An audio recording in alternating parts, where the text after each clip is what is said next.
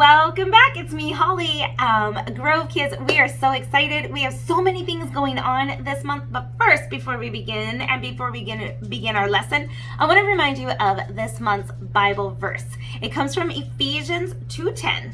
We are God's handiwork, created in Christ Jesus to do good works which He prepared in advance for us to do.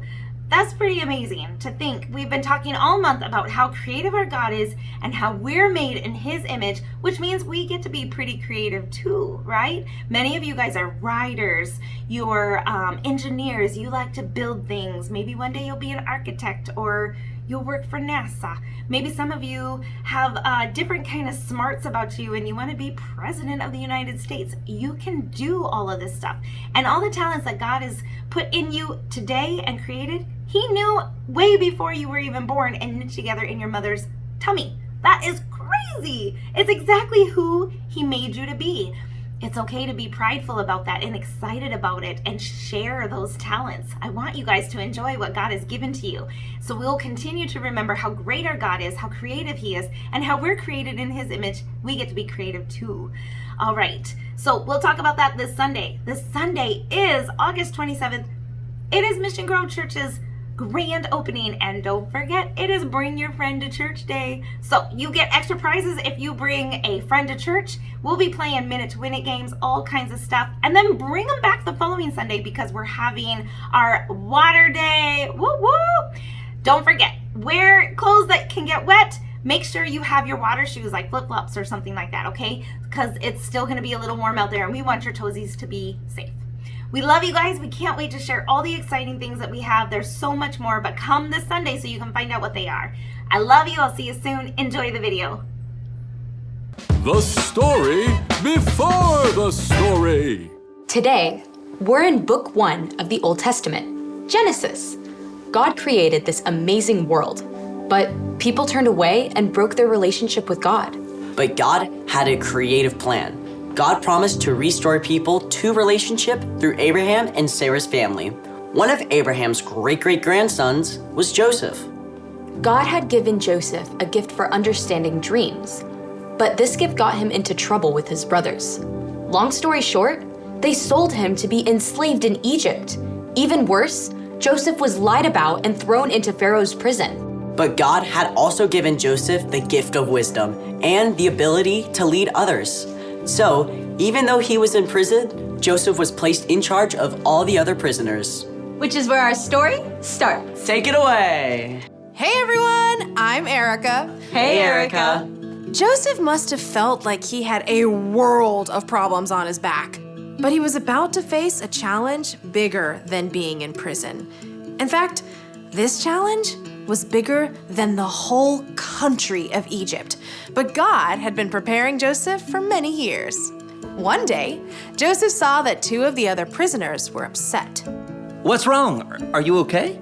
We both had dreams last night that have left us confused. Yeah, we can't figure them out. Because of his gift from God, Joseph was able to understand what the dreams meant, and everything Joseph told the two men came true. One of the men, the Pharaoh's drink taster, was released from prison just 3 days later. Before he left, he promised to tell Pharaoh about Joseph. But the drink taster forgot. Years went by. Yes, years. Joseph continued to serve faithfully in the prison. One day, Pharaoh himself had 2 dreams that he could not figure out. Can no one tell me what these dreams mean? Pharaoh had asked all the magicians and wise men of Egypt to help him, but none of them could offer an explanation. Oh, great Pharaoh, I've just remembered. 2 years ago, you were angry and put me in prison. While I was there, I had a dream, and a young Israelite man told me what it meant. Everything he said came true. Guards, bring me this Israelite at once. Joseph was given clean clothes and a haircut and presented to Pharaoh. I've heard you can interpret dreams. I can't do it. My God is the one who knows what dreams mean. Good enough for me. Here is my first dream. I was standing at the edge of the Nile River. 7 healthy cows came out of the water. and started to eat. Then 7 bony, unhealthy cows came out of the water and ate the healthy cows, but stayed just as bony as they were before. Pharaoh also explained the second dream, in which the same thing happened with heads of grain. Now, young man, what do you say? God had given Joseph a gift, and Joseph had practiced for many years. He was ready. Both of Pharaoh's dreams mean the same thing. God is showing you the future.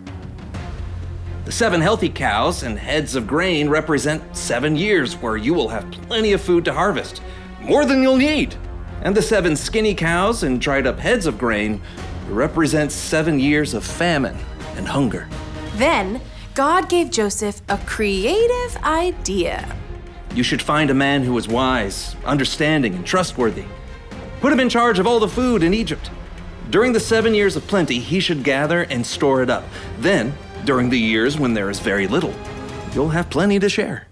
Pharaoh looked at Joseph in amazement. I think you are that man. Your God, who has given you this understanding, will be with you. So, I will make you second in command of all of Egypt. Joseph was given finer robes and even Pharaoh's official ring. He had been enslaved or in prison for more than 10 years, yet now he was the second most important person in the whole land. During the next 7 years, Joseph traveled all over, making sure grain was stored up. Huge amounts of grain. So much grain, they couldn't even count it. Then, the famine came. No one could find enough to eat in Egypt or the lands beyond. People came from everywhere to beg Pharaoh for food. And he sent them to Joseph, who provided what each family needed to live. Even Joseph's own family came from Canaan in search of food. And in the end, the creativity God gave Joseph helped save Joseph's family from starvation too. The end. So, was this a brand new way of storing food that Joseph invented? Well, the Egyptians have never needed to store up this much food for so long. I mean, I can't imagine where I want to put all my popcorn for the next 7 years, along with all the other food. So, What's our part in the story? You may never be imprisoned unfairly or asked to appear before a king, but we all encounter problems to solve in our daily lives. Some can seem smallish, and some can seem really big. Like if I have a disagreement with one of my friends on how to play a game. You can use the creativity God's placed inside you to figure out a new way to play together. I feel like I'm not always that good at that kind of problem solving. Well, remember that God has always been in the business of problem solving. Even when we turned away, God sent Jesus to restore our relationship with God. We're each made in God's image, so we can reflect that problem-solving creativity. But it does take practice. Joseph had to practice his gifts for years before he found himself in front of Pharaoh. So, what if I don't know what my gifts are? Well, you can use your imagination to help you figure this out. Think of things you do that seem to make others happy. Maybe writing a story or planning a party. I like making snacks for my friends. I like helping people organize things. Sounds like you're on the right path. See you next time. Bye. Bye, Erica. So here's the thing. You can use what God gave you to solve problems. Are you ready? Help me sing it now. 1, 2, 3, let's go. I was made to do amazing things. I know. I was made to be his hands and feet. I know.